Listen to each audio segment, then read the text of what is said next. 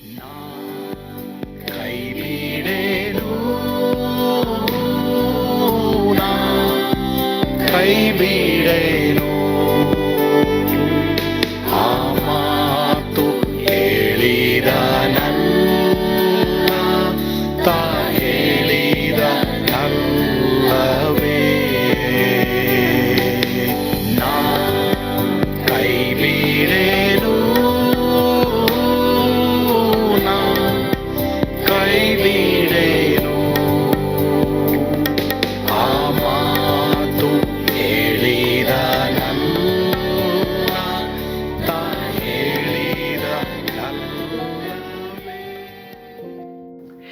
ಯೇಸು ಕೈ ಬಿಡನು ದೈನಂದಿನ ಸತ್ಯವೇದ ಅಧ್ಯಯನಕ್ಕೆ ನಿಮ್ಮೆಲ್ಲರನ್ನು ಆಹ್ವಾನಿಸುತ್ತೇನೆ. ಈ ದಿನವೂ ಸಹ, ಈ ವಾರವೂ ಸಹ ನರಕಕ್ಕೆ ಹೋಗಬೇಡಿ, ಪರಲೋಕವನ್ನು ತಪ್ಪಿಸಿಕೊಳ್ಬೇಡಿ. ಈ ಒಂದು ಶಿರೋನಾಮೆ ಮೇಲೆ ನಿಮಗೆ ದೇವರ ವಾಕ್ಯ ಕೇಳಿಸಿಕೊಳ್ಳಿಕ್ಕೆ ಅವಕಾಶ ಉಂಟು. ಈ ಒಂದು ಸಂದೇಶ ನಮ್ಮ ಸಭೆಯಲ್ಲಿ ಅನೇಕರನ್ನ ಆಶೀರ್ವಾದ ಮಾಡ್ತು. ನಿಮಗೂ ಸಹ ಆಶೀರ್ವಾದವಾಗಿರುತ್ತೆ. ನೋಡ್ರಿ, ಕೇಳಿಸ್ಕೊಳ್ರಿ, ನಂಬ್ರಿ, ದೇವರು ನಿಮ್ಮನ್ನು ಆಶೀರ್ವಾದ ಮಾಡ್ತಾರೆ. ಹೋಗ್ತೀವಿ. ಆಮೇಲೆ ದಟ್ಸ್ ವೆರಿ ಇಂಪಾರ್ಟೆಂಟ್. ಮೂರನೇದಾಗಿ ನಾವು ಓದೋಣ. ಧನರಾಜ್ ಅವರು ಓದ್ತೀರಾ? ಮೂರನೇದು, ಯಾಕೆ ಈ ಲಾಜರ ಪರಲೋಕ ಹೋದ? ಅವನು ತನ್ನ ಕೈಲಾದಷ್ಟು ಮಟ್ಟಿಗೆ ದೇವರ ವಾಕ್ಯವನ್ನು ಓದುತ್ತಿದ್ದ, ದೇವರ ವಾಕ್ಯಕ್ಕೆ ವಿಧೇಯನಾಗಿ ನಡೆಯುತ್ತಿದ್ದ, ದೇವರ ಸೇವೆಯನ್ನು ಮಾಡುತ್ತಿದ್ದ. ಧನರಾಜ್ ಅವ್ರ ಮಗ ಇಂಗ್ಲೀಷಲ್ಲಿ ಓದಪ್ಪ. He was reading God's word and he was doing God's ministry. Yes. ಯಾಕೆ ಗೊತ್ತಾ ಇವನು ಪರಲೋಕಕ್ಕೆ ಹೋಗಿದ್ದು?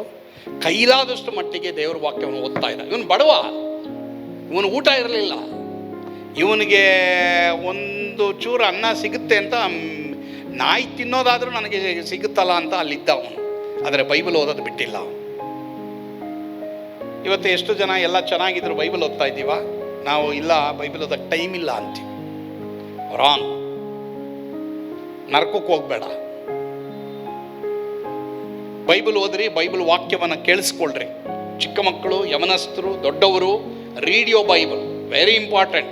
ಒಂದು ವೇಳೆ ಮಕ್ಕಳಿಗೆ ಟೈಮ್ ಇಲ್ವಾ, ತಂದೆ ತಾಯಿಗಳು make them read the Bible, don't send them to hell. ನರಕಕ್ಕೆ ಕಳಿಸ್ಬೇಡಿ. ನೀವು ಟೈಮ್ ತಗೊಳ್ಳಿ. ನನಗೆ ಗೊತ್ತು, ನಮ್ಮೆಲ್ರಿಗೂ ಕೆಲಸ ಇದೆ, ನಮ್ಮೆಲ್ರಿಗೂ ಬಿಸ್ನೆಸ್ ಇದೆ, ಸೇವೆ ಇದೆ. ಬಟ್ ಇದೆಲ್ಲಾದ್ರೂ ಮಧ್ಯದಲ್ಲಿ ನಮ್ಮ ಮಕ್ಕಳನ್ನು ನಾವು ನರಕಕ್ಕೆ ಕಳಿಸಬಾರ್ದು. ಬೈಬಲ್ ಓದಬೇಕು. It's very very important. ನಾಲ್ಕನೇದು, ಯಾಕೆ ಲಾಜರ ಪರಲೋಕಕ್ಕೆ ಹೋದ? ಇವನು ಆರೋಗ್ಯವನ್ನು ಕಳೆದುಕೊಂಡು, ಆಸ್ತಿಯನ್ನು ಕಳೆದುಕೊಂಡು, ಆಹಾರವನ್ನು ಕಳೆದುಕೊಂಡ, ಆದರೂ ಇವನು ದೇವರನ್ನು ಕಳೆದುಕೊಳ್ಳಲಿಲ್ಲ. ನಾವು ಕೃಪೆಯಿಂದಲೇ ಪರಲೋಕಕ್ಕೆ ಹೋಗುತ್ತೇವೆ ಎಂಬುದು ಲಾಜರನ ಮುಖಾಂತರ ಪಾಠವನ್ನು ಕಲಿಯಬಹುದು. Though he lost everything, he didn't lose God's grace. Very good. ನೋಡಿದ್ರಾ? ಇವನಿಗೆ ಆರೋಗ್ಯ ಇಲ್ಲ, ಆಸ್ತಿ ಕಳ್ಕೊಂಡ, ಆಹಾರನೂ ಕಳೆದುಕೊಂಡ, ಆದರೆ ಅವನು ದೇವರನ್ನ ಕಳ್ಕೊಂಡಿಲ್ಲ. ನಾವು ಹಂಗಲ್ಲ. ನಮ್ಗೆ ದೇವರೆಲ್ಲ ಕೊಟ್ರೆ ಚರ್ಚಿಗೆ ಬರೋದು, ಇಲ್ಲಿವರ ಬರಲ್ಲ. ನಮ್ಮದು ಪಾಲಿಸಿ ಅದು. ಹಂಗಾಗಲ್ಲ. ಯೋಬ ಎಲ್ಲ ಕಳ್ಕೊಂಡ, ಆದರೆ ದೇವ್ರನ್ನ ಬಿಟ್ಟಿಲ್ಲ. ಎಷ್ಟೋ ಜನ ಆ ಥರ ಇದ್ದೀರಾ ಇಲ್ಲಿ, ದೇವ್ರ ಸ್ತೋತ್ರ. ಬಟ್ ದಯವಿಟ್ಟು ಇನ್ನು ಮುಂದೆ ಅಂತ ಟೆಂಪ್ಟೇಷನ್ ಬಂದರೆ, ಇಲ್ಲಪ್ಪ ಅದೇ ನೋಡು, ಲಾಜರ ಎಲ್ಲ ಕಳ್ಕೊಂಡ, ಪರಲೋಕಕ್ಕೆ ಹೋದ. ಐಶ್ವರ್ಯವಂತನಿಗೆ ಎಲ್ಲ ಇತ್ತು, ನರಕಕ್ಕೆ ಹೋದ. ಅಂದರೆ ಎಲ್ಲ ಐಶ್ವರ್ಯವಂತರು ನರಕಕ್ಕೆ ಹೋಗ್ತೀರಾ ಅಂತ ಹೇಳೋದು ತಪ್ಪದು. ಆದರೆ ಐಶ್ವರ್ಯವಂತರಾಗಿದ್ದರೂ ನಾವು ದೇವ್ರನ್ನ ನಂಬಿದ್ರೆ, ದೇವ್ರನ್ನ ಹಿಂಬಾಲಿಸಿದ್ರೆ ಖಂಡಿತವಾಗಿ ನಾವು ಪರಲೋಕ ಹೋಗ್ತೀವಿ. ಹಾಗಾದರೆ we lost everything, but we didn't lose God and God's grace. ಸರಿ, ನೆಕ್ಸ್ಟು ಇನ್ನೊಬ್ರು ಓದಮ್ಮ. ಓದಮ್ಮ, ನೀನು ಓದಮ್ಮ. ಅವನು ದೇವರನ್ನು ನಂಬಿದ್ದನು. ಅವನು ದೇವರನ್ನು ನಂಬಿದ್ದನು. ಓದಮ್ಮ ಇಂಗ್ಲೀಷಲ್ಲಿ. He believed in the Lord. He believed in the Lord. ಇವತ್ತು ಯಾರನ್ನ ನಂಬ್ತೀಯ ನೀನು? ಕಷ್ಟ ಇದೆ, ತೊಂದರೆ ಇದೆ, ದುಃಖ ಇದೆ, ನೀನು ಕೇಳಿದ ಆಗಿಲ್ಲ, ನಂಬ್ತೀರಾ? ಎಷ್ಟೋ ಜನ ಆ ಥರ ಇದ್ದೀರಾ ಇಲ್ಲಿ. ಎಷ್ಟೋ ದೇವರ ಮಕ್ಕಳು ನಿಮ್ಮ ಜೀವಮಾನದಲ್ಲಿ ಹೇಳ್ಬೇಕಂತಂದರೆ ಸುಮಾರು ಜನ ನೀವು ಎಷ್ಟೋ ಕಳ್ಕೊಂಡಿದ್ದೀರಾ. ಬಟ್ ಆದರೆ ನೀವು ಚರ್ಚಿಗೆ ಬರ್ತಾ ಇದ್ದೀರಾ, ಬೈಬಲ್ ಓದ್ತಾ ಇದ್ದೀರಾ, ಪ್ರಾರ್ಥನೆ ಮಾಡ್ತಾ ಇದ್ದೀರಾ. Hats off. ದೇವರು ಎಷ್ಟು ಸಂತೋಷ ಪಡ್ತಾರೆ. ಅಯ್ಯೋ, ನನ್ನ ಮಗನು ನನ್ನ ಮಗಳು ಎಷ್ಟೋ ಕಳ್ಕೊಂಡಿದ್ದಾರಲ್ಲ, ಆದರೂ ಇವರು ಚರ್ಚ್ ಬಿಟ್ಟಿಲ್ವೇ, ನನ್ನ ಬಿಟ್ಟಿಲ್ವೇ. ಅದು ದೊಡ್ಡ ನಂಬಿಕೆ ಅದು. ಅಮ್ಮ, ಅದು ದೊಡ್ಡ ನಂಬಿಕೆ. ಬಿಡಬೇಡಿ. ನಾನು ಹೇಳ್ತಾ ಇರೋದು ಈಗಿಂಗಿರ್ತೀವಿ, ಆದರೆ ಮುಂದೆ ಬಿಡಬೇಡಿ ಅಂತ ಹೇಳ್ತಾ ಇರೋದು ನಾನು. ನೆಕ್ಸ್ಟು ಈ ಕಡೆ 2 ಪಾಯಿಂಟು ದಯವಿಟ್ಟು ಓದ್ತೀರಪ್ಪ. ನೀನು ಓದಪ್ಪ. ಹಾಂ, ನಿನ್ನ ಹೆಸರೇನಪ್ಪ? ನಾನು ಯಾವಾಗಲೂ ಮರ್ತೋಗ್ಬಿಡ್ತೀನಪ್ಪ ನಿನ್ನ ಹೆಸರು. ಲೋಕೇಶ್ ಸರ್. ರೈಟ್. ಇಲ್ಲ ಗೊತ್ತು, ಆದರೆ ನೀನು ಮರಿಬೇಡ ಅಂತ. ಹಾಂ, ರೈಟ್. ಲೋಕೇಶ್, ಓದಪ್ಪ. ದೇವರನ್ನು ಸೇವಿಸುತ್ತಿದ್ದ. Very good. ಇಂಗ್ಲೀಷಲ್ಲಿ ಓದಪ್ಪ. English. He was serving the Lord. ವಾ, ವೆರಿ ಗುಡ್. ಅವನು ದೇವರನ್ನ ಹಾಗೆ ಇಟ್ಕೊ, ಮೈಕ್ ಹಾಗೆ ಇಟ್ಕೊ. ದೇವರನ್ನ ಸೇವಿಸ್ತಿದ್ದ. ನೀವು ಯಾರನ್ನ ಸೇವಿಸ್ತೀರ ಇವತ್ತು? ఏసప్పన సేవించి దేవుణ్ణి సేవించండి. ఇక్కడ తెలుగు వాళ్ళు అందరూ వచ్చిండారు, జాస్తి జనాలు వచ్చిండారు. తెలుగులో మాట్లాడండి అని నాకు మెసేజ్ ఇచ్చిండారు. దేవుని నమ్మండి, దేవుని సేవించండి, దేవుణ్ణి ఇంబాలిసండి, దేవుణ్ణి ప్రీతి చేయండి. అవుడు మీకు పరలోకం ఇస్తాడు దేవుడు, తెలుసునమ్మా. ಬ್ರದರ್ ಹಾಗೆ ಹೋದ್ರಿ, ಇನ್ನೊಂದು ಪಾಯಿಂಟ್ ಹೋದ್ರಿ. ಯಾಕೆ ಅವ್ನು ಪರಲೋಕ ಯಾಲ ಲಾಜರುಡು ಪರಲೋಕಕ್ಕೆ ಪೋಯಿಂಡಾಡು? ದೇವರಿಗಾಗಿ ಸಮಯ ಕೊಡ್ತಿದ್ದನು. ದೇವರಿಗಾಗಿ ಸಮಯ ಕೊಡ್ತಾ ಇದ್ದ.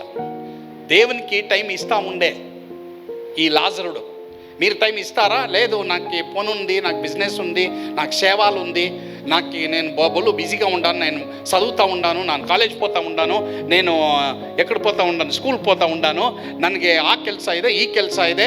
ಪ್ರಿಯ ದೇವರ ಮಕ್ಕಳ ಏನೇ ಇದ್ರೂ ಈ ಲಾಜರನ್ನ ಕಲೀರಿ, ಲಾಜರ್ನ ನೋಡಿ ಕಲೀರಿ. He was giving time to God. ಪ್ರಿಯ ದೇವರ ಮಕ್ಕಳೇ, ನಾನು ನಂಬ್ತೀನಿ ಈ ಸಂದೇಶ ನಿಜವಾಗ್ಲೂ ನಿಮಗೆ ಉಪಯುಕ್ತವಾಗಿತ್ತೆಂಬುದಾಗಿ. ಒಂದು ವೇಳೆ ಇನ್ನೂ ನೀವು ಯೇಸುವನ್ನ ಸ್ವಂತ ರಕ್ಷಕನಾಗಿ ದೇವರನ್ನಾಗಿ ಅಂಗೀಕರಿಸಿಕೊಳ್ಳದೆ ಹೋದರೆ, ಅಥವಾ ನಿಮ್ಮ ಜೀವಿತದಲ್ಲಿ ಪಾಪದ ಮೇಲೆ ನಿಮಗೆ ಜಯ ಇಲ್ಲದೆ ಹೋದರೆ, ನನ್ನೊಂದಿಗೆ ಪ್ರಾರ್ಥನೆ ಮಾಡಿ. ಖಂಡಿತವಾಗಿ ರೋಮ 10:9-10 ಪ್ರಕಾರವಾಗಿ ನೀವು ಈ ರೀತಿ ಮಾಡಿದ್ರೆ ರಕ್ಷಣೆ ಹೊಂದಿರಿ ಎಂಬುದಾಗಿ ದೇವರ ವಾಕ್ಯ ಹೇಳ್ತದೆ. ನಾನು ಪ್ರಾರ್ಥನೆ ಮಾಡಿದಾಗೆ ನೀವು ಮಾಡ್ತೀರಾ? ಪ್ರಾರ್ಥನೆ ಮಾಡೋಣ. ಕಣ್ಮುಚ್ಚಿರಿ, ಕೈ ಜೋಡಿಸಿರಿ, ಪ್ರಾರ್ಥನೆ ಮಾಡೋಣ. ಪ್ರೀತಿಯುಳ್ಳ ದೇವರೇ, ನಾನು ಪಾಪಿ ಎಂದು ಒಪ್ಪಿಕೊಳ್ಳುತ್ತೇನೆ.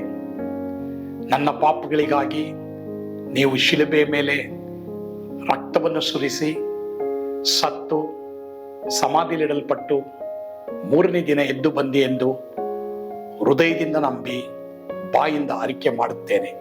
ನಿಮ್ಮನ್ನು ನನ್ನ ಸ್ವಂತ ರಕ್ಷಕನಾಗಿ ದೇವರನ್ನಾಗಿ ಅಂಗೀಕರಿಸಿಕೊಳ್ಳುತ್ತೇನೆ. ನನಗೆ ಸಹಾಯ ಮಾಡು, ನನಗೆ ಪರಲೋಕವನ್ನು ಅನುಗ್ರಹಿಸಿಕೊಡು.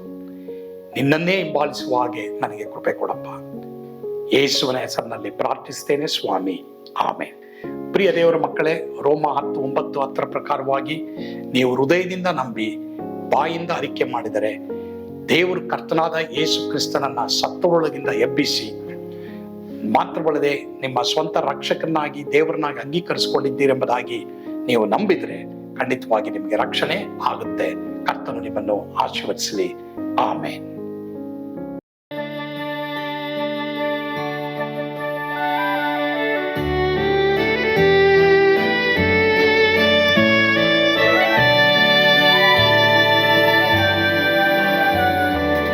ಓ ಎಂಥ ಅದ್ಭುತವಾದ ದಿನ, ನಾನೆಂದಿಗೂ ಮರೆಯೇನು. ಪಾಪಂಧಕಾರದೊಳ್ ಅಲೆದೇನ ರಕ್ಷಕನ ಕಂಡೇನು. ಕೋಮಲ ಕರುಣೆಯುಳ್ಳ ಯೇಸು ಎನ್ ಕೊರತೆ ನೀಗಿದ. ಕತ್ತಲೆ ಹೋಯಿತು, ಜ್ಯೋತಿಯು ಮೂಡಿತು, ನಾನೀಗ ಧನ್ಯನಾದೆ. ಸ್ವರ್ಗದ ನಂದ ಎನ್ನಾತ್ಮ ತುಂಬಿತು, ಶಿಲುಬೆನಾಗ ಎನ್ ಸ್ವಸ್ಥ ಕೈದನು. ಎನ್ ಪಾಪ ತೋಳೆದ ಈರುಳ ದಿನಕ್ಕೆ ತಿರುಗಿದ.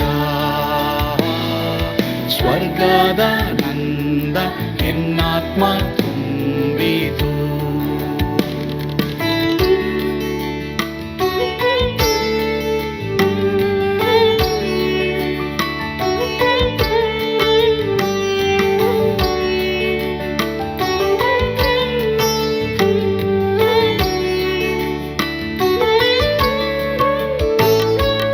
ಆತ್ಮನ ನೂತನ ಜನ್ಮದಿಂದ ದೇವಪುತ್ರನಾದೇನು. ನೀತಿ ನಿರ್ಣಯವ ಹೊಂದಿದೇನು, ಭಾಗ್ಯವಂತನಾದೇನು. ಪಾಪಾತ್ಮನಾಗಿ ನಾ ಬಂದಾಗಲೇ ಆಶೀರ್ವಾದ ಸಿಕ್ಕಿತು. ಕೃಪೆಯ ಮೂಲವೇ ರಕ್ಷಣೆ ಹೊಂದಿದೆ, ಸುನಾಮ ಕೊಂಡಾಡುವೆ. ಸ್ವರ್ಗದ ನಂದ ಎನ್ನಾತ್ಮ ತುಂಬಿತು, ಶಿಲುಬೆನಾಥ ಎನ್ ಸ್ವಸ್ಥಗೈದನು. ಎನ್ ಪಾಪ ತೋಳೆದ, ಈರುಳ ದಿನಕ್ಕೆ ತಿರುಗಿದ. ಸ್ವರ್ಗದ ನಂದ ಎನ್ನಾತ್ಮ ತುಂಬಿತು.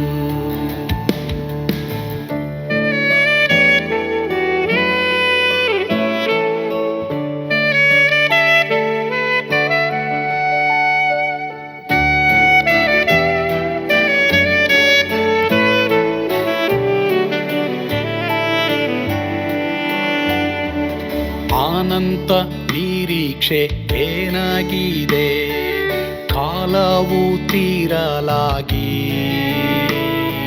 ಸ್ವರ್ಗದ ಭವ್ಯ ಬಿಡಾರದಲ್ಲಿ ನಿತ್ಯವಾಗಿ ಇರುವೆ. ಶಿಲುಬೆ ನನಗೆ ಆಶ್ರಯವೇ, ನಂಬಿಕೆಗಾಧಾರವೇ. ನಿತ್ಯ ಐಶ್ವರ್ಯವ ದಿವ್ಯಾಶೀರ್ವಾದವ ಕರ್ತ ಇವನೇ ನಗೆ. ಸ್ವರ್ಗದ ನಂದ ಎನ್ನಾತ್ಮ ತುಂಬಿತು, ಶಿಲುಬೆನಾಥ ಎನ್ ಸ್ವಸ್ಥಗೈದನು. ಎನ್ ಪಾಪ ತೋಳೆದ, ಈರುಳ ದಿನಕ್ಕೆ